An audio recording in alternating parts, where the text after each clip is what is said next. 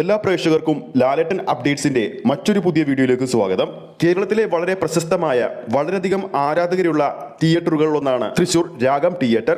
ഈ വരുന്ന മാർച്ച് 27-ന് മലയാള സിനിമ കണ്ട ഏറ്റവും വലിയ ചിത്രമായ എമ്പുരാൻ റിലീസിനെത്തുമ്പോൾ തൃശൂർ രാഗത്തിൽ 24 മണിക്കൂറും ഷോ വെച്ചിരിക്കുകയാണ് എമ്പുരാന്റെ പേരിൽ.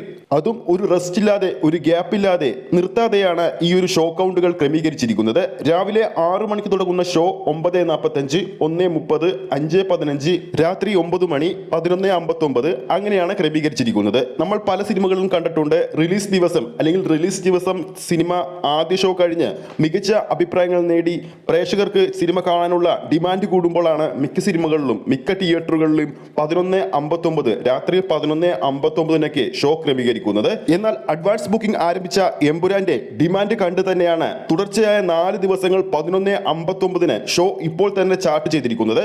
ആ ഷോ എല്ലാം ഇപ്പോൾ തന്നെ ഹൗസ്ഫുൾ ആണ്. എമ്പുരാൻ സിനിമയുടെ റിലീസിന് ഇനി 3 ദിവസം മാത്രം അവശേഷിക്കെ ചിത്രത്തിന്റെ ബുക്ക് മൈ ഷോ സെയില് ഇന്നലെയും 1 ലക്ഷം കടന്നിരുന്നു.